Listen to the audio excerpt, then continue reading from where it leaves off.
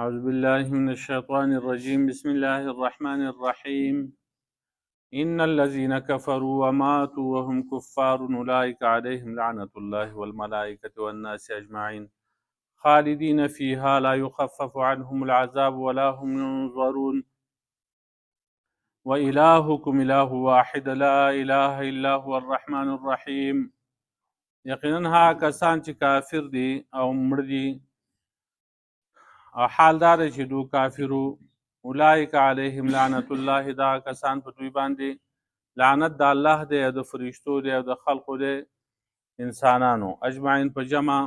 خالدین فیها، همیشه به دوی په دغه لعنت کې په عذاب کې لا یخفف عنهم العذاب، نه به سپکېږي د دوی نه عذاب، ولا هم ینظرون، نه به دوی ته مهلت ورکړی شي. و الهکم اله واحد، او معبود ستاسو معبود یو دی، لا اله الا هو، نشته دی معبود برحق مگر دغه یو دی، الرحمن چې نهایت مهربان دی، الرحیم او نهایت رحم کوونکی دی. ربط د مخکې سردار دی چې مخکې مسله د لعنت ذکر شوه په کاتبین حق باندې، هغه خلک چې هغوی حق پټوي نو په هغوی باندې د الله پاک لعنت دی او لعنت په هغو باندې دیږي لعنت کوونکي. دا مخکې آیت کې تیر شو. اوس دلته بیا د لعنت مسله ده، خو په کافرو باندې کوم کسان کفر کوي او بیا په کفر باندې مړه شي، نو دا کسانو باندې د الله لعنت دی، د فرشتو او د انسانانو په جمع. د الله لعنت معنی دا ده چې الله پاک دوی له د عذاب خبر ورکوي، او فرشتو او انسانانو لعنت معنی دا ده چې دوی د الله د رحمت نه د لرېوالي دعا کوي دوی ته، یعنی خیري کوي. کوم کسان چې هغوی ژوندي دي او خاص په نوم سره چې کوم دی هغه یادول، هغه کافر چې ژوندي او په نوم باندې یادوي، نو دا ټیک نه دی. خو کوم کافر چې هغه مړه شي هغوی ته د لعنت پدېږي، خیري ورته کوي، دا جایز دي. دا مسله پرون هم تېره شوې وه. بعض علما وایي چې نه، مطلقا که ژوندي دي او که مړه دي خو په هغو باندې لعنت جایز دی، چې ظاهر حال نه کفر د هغو معلومیږي نو په هغو باندې لعنت جایز دی. لکه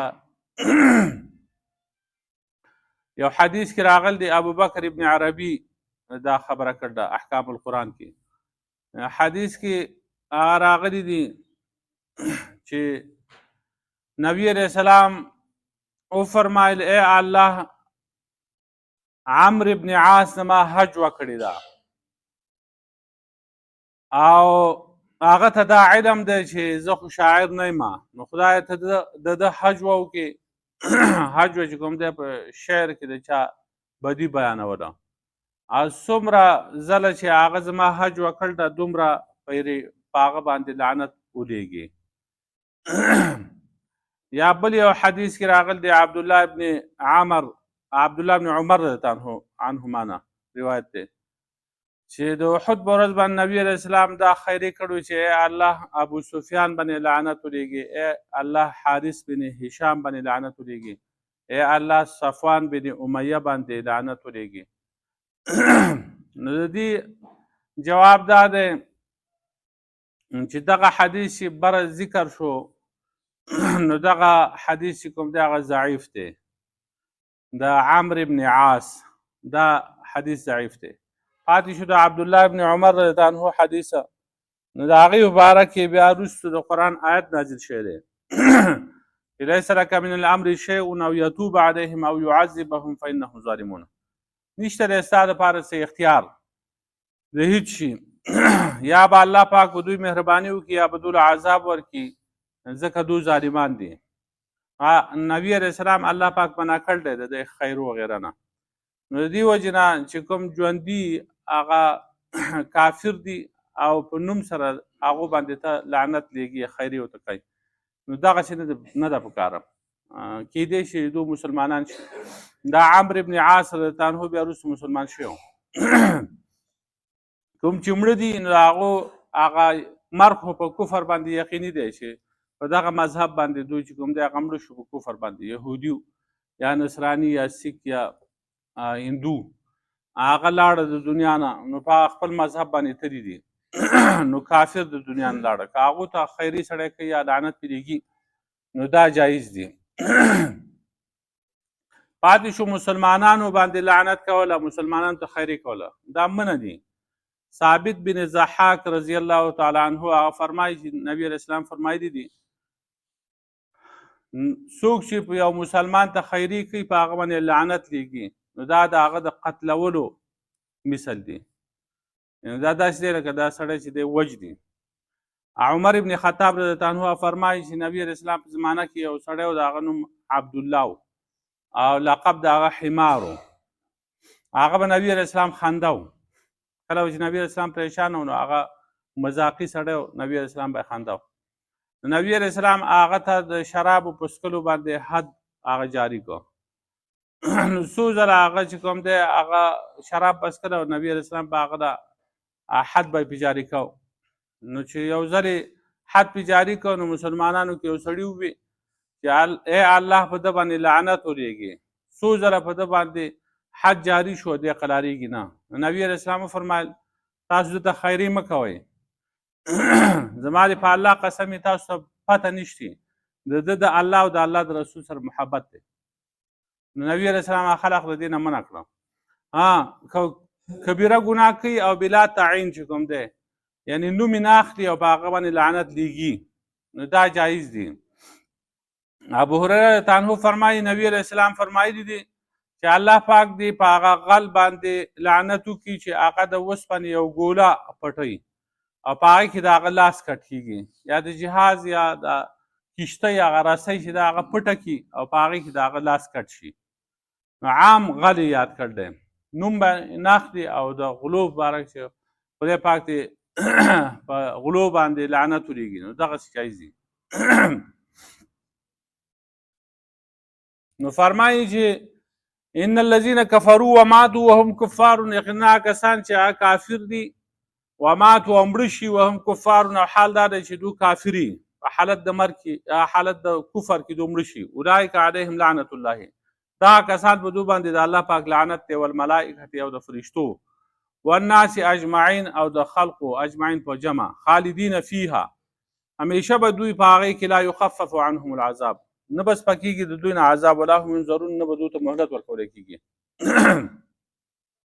نو کفارو په عذاب کې تخفیف نه کېږي او کفارو ته به الله پاک عذاب ورکوي او د هغو اعمال چې دي هغه قبول نه دي، ځکه چې د اعمالو د قبلېدو دپاره اولنی شرط هغه ایمان دی او ایمان خو د هغو سره شتی نه. قرآن کې راځي من عمل صالحا من ذکر او انثى وهو مؤمن فلنحيينه حیاة طیبه ولنجزینهم اجرهم باحسن ما كانوا یعملون. څوک چې نیک عمل کوي که هغه نارینه یو که زنانه یي حال دا دی چې دی مسلمان یي نو موږ به دله ژوند ورکړو ښایسته ژوند پاک او دوی له به بدله ورکړو د دوی د اجر باحسن ما كانوا یعملون، ښایسته هغه بدله چې دوی عمل کوو. او بل ځای راځي وقدمنا الى ما عملوا من عمل فجعلناه هباء منثورا، موږ به وړاندې شو د دوی د دې کافرو هغه اعمالو ته، هغه به موږ وګرځو په شان ته د دوړې الوزولی شوي، لکه څنګه چې دوړه الوزولی شوي دغه شان به د دوی د اعمال ختم کو، دا به ختم شي. یا بل ځای راځي سورة مائده کې ومن یکفر بالایمان فقد حبط عمله، څوک چې کفر وکړي د ایمان سره نو د ده اعمال برباد شو. نو پته ولګېده چې کوم کسان په کفر باندې مړه شي کافر دي نو دغه کسان مستحق د عذاب دي، او که دوی نیکیانې هم کړي خو په دغه نیکو باندې دوی ته ثواب نه میراویږي ځکه چې ایمان ورسره نشته. او حدیث کې هم دغه شانتې راځي، عایشه رضی الله عنها فرمایي چې ما عرض وکړو چې د الله رسول صلی الله علیه وسلم ابن جدعان چې کوم دی هغه په زمانه جاهلیت کې هغه ښه کارونه کوله، د رشته دارانو سره یې حسن سلوک کو، مسکینانو له به یې خوراک ورکو او ښه سړی و. نو آیا د هغه عمل چې کوم دی دغه عمل به هغه له فایده ورکړي؟ دا د ابوبکر صدیق رضی الله عنه خپلو نبی علیه السلام وفرمایل چې دغه اعمال دله هیڅ فایده نشي ورکولی. د یوه ورځ هم دا نه دي ویلي چې ای الله د قیامت په ورځ زما ګناهونه معاف کړي، دا نه دي ویلي. نو دی چونکې کافر هغه تللی دی د دنیا نه، نو د کافرو اعمال هغه قبلیږي نه، الله پاک هغو ته بخښنه نه کوي. نو د قرآن د آیاتونو نه د احادیثو نه دا خبره ثابت ده چې د کفارو نیکیانې چې کوم دی هغه ضایع دي، په هغې باندې اجر نه میلاویږي، په هغې باندې د عذاب تخفیف هم نه کېږي چې عذاب پې سپک شي. البته په دې باندې دا اعتراض دی چې بخاري شریف کې حدیث دی چې د ګل په ورځ باندې الله رب العالمین د ابولهب په عذاب کې تخفیف کوي، کمی ابولهب، او د هغې وجه دا ده چې کله پیغمبر پاک صلی الله علیه وسلم پیدا شو نو د په خوشحالۍ کې خپله وینځه سویبه نومې و، سویبه هغه ازاده کړ وه. او ابو طالب په باره کې راغل دی، نبی علیه السلام وایي چې ما ابو طالب چې دی د اور نه راه که، صرف د پړکو پورې چې کوم دی ګیټو پورې هغه پاتې شوی دی. دا ځکه چې هغه د نبی علیه السلام دفاع کوله. نو بیا خو د دو دا نیک اعمال چې وو هغه دوله فایده ورکړه، ځکه چې د ګل په ورځ باندې په هغه یو باندې تخفیف د عذاب کېږي، هغه بل چې کوم دی هغه هم د دې عذاب نه پورته شوی دی، خو لږ پاتې شوی دی پکې پړکو پور دی، او د هغه عذاب دومره سخت دی. بل حدیث کې راځي چې هغه د ابو طالب چې د اور پاڼې به ورته الله پاک په خپو کړي، او د هغې د وجې نه به د هغه دماغ خوټ کېږي. نو بیا خو دې نیکیانو دله فایده ورکړه. نو د هغې جواب دا دی چې دغه کسان چې دي دا د نبي علیه السلام د شفاعت او د وجاهت د وجې نه چې کوم دی د دې عام قیدې نه مستثنا دي. دویم جواب دا دی چې کافر عذاب چې دی هغه تخفیف نه کول، دا د الله پاک عدل دی، او ابو طالب په عذاب کې تخفیف کول چې کوم دی هغه د الله پاک فضل دی. نو په خپل فضل سره که پکې څه تخفیف وکړي نو د هغه د فضل نه لرې نه ده. دریم جواب دا دی چې د دې تخفیف نه کولو د کمولو تعلق چې کوم دی هغه د مودې سره دی، یعنی عذاب به غیر متناهي موده دوله ورکولی کېږي، او کوم کې چې د تخفیف دغه ذکر دی د عذاب د تخفیف، د هغې تعلق چې دی د عذاب د کیفیت سره دی، چې د عذاب هغه شدت کې به کمی راولي، نور په هغې کې په مدت کې کمی نه راځي، چې څومره زمانه وروستو ده د الله په علم کې هغه خو لا متناهي زمانه ده. نو مرګ نه وروستو چې کله آخرت شروع شي او بیا مرګ چې کوم دی هغه د ګډ په شکل کې راوستی شي، هغه ذبح کړی شي، بس مرګ ختم شو. بیا که مسلمان دی او که کافر دی همیشه همیشه دپاره به هغه ژوند دی. کافر به په جهنم کې او دا مسلمان به په جنت کې. نو دغه کې بیا تخفیف لري، زمانه به وي او بیا به یې راوباسي، راویسته پکې نشته. بیا دا نه ابو طالب بیا نه دوزخ ته راوباسي نه ابولهب راوباسي. او څلورم جواب دا دی چې دا تخفیف نه کول د دې تعلق د عذاب آخرت سره دی، چې الله پاک د دوی په عذاب کې سپکوالی نه راولي په آخرت کې، او د تخفیف ذکر چې کوم ځای کې دی چې الله پاک سپکوالی راولي هغه عذاب برزخ دی، په قبر کې ورته لږ سپکوالی راولي، خو چې آخرت عذاب شروع شو نو بیا به شروع وي. و الهکم اله واحده، او اله ستاسو معبود ستاسو اله یو دی، یو معبود دی، لا اله الا هو، نشته دی معبود دی برحق مګر دغه یو الله دی چې رحمان دی او رحیم دی. نو الله یو دی، الله یو دی، یو. نو په الوهیت کې د هغه سره هیڅ څوک شریک نشته. دویم دا دی چې په عبادت کې د هغه سره څوک شریک نشته، مستحق د عبادت دی، بل هیڅ څوک مستحق د عبادت نشته، دا متفرد دی، یوازې دی. دغه رنګې الله پاک یو دی په صفاتو کې، د هغه مثیل، مثل، شبیه، نظیر، مثال هیڅ څوک نشته. و الهکم اله واحده. معاذ ابن جبل رضی الله عنه فرمایي چې نبی علیه السلام فرمایلي دي چې د چا آخري کلام لا اله الا الله شي نو هغه به جنت ته داخل شي، هغه جنت ته داخل شو، لا اله الا الله.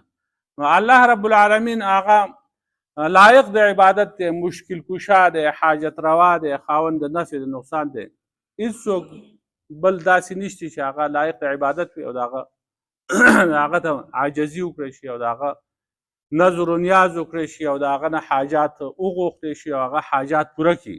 د تمامو انسانانو او بلکې د تمام مخلوق حاجات پوره کوونکی صرف او صرف الله دی. لا اله الا هو الرحمن الرحیم. ان الذين كفروا، اقناع کسان چې کافر دي، وماتوا ومړه شي وهم کفار، او حال دا دی چې هغه کافر وي په حالت د کفر کې مړه شي، اولئک علیهم لعنة الله والملائکة والناس اجمعین. اوس دا خلق دا هم وایي چې دا خو د خدای سره فیصله ده، نو که دغه هندو او سیک یا یهودي او نصراني هغه مړ شي او خدای جنت ته بوځي، زموږ پکې څه کار دی؟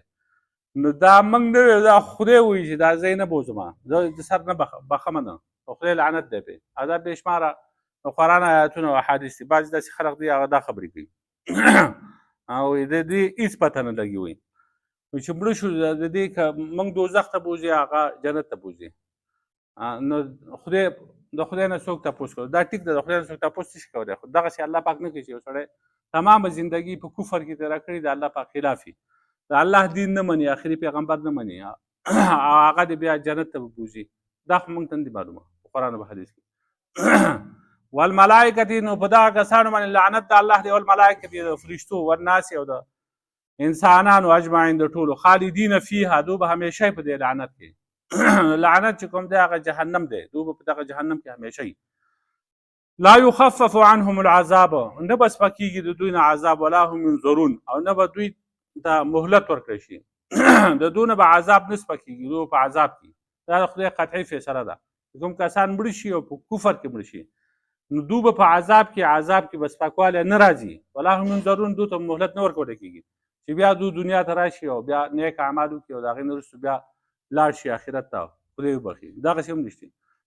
و الهکم اله واحده، معبود ستاسو معبود یو دی، لا اله الا هو، نشته دی لایق د عبادت مگر یو هغه دی. الرحمن دی، الرحیم او رحیم دی، بې حده مهربان، عام مهربان او خاص مهربان.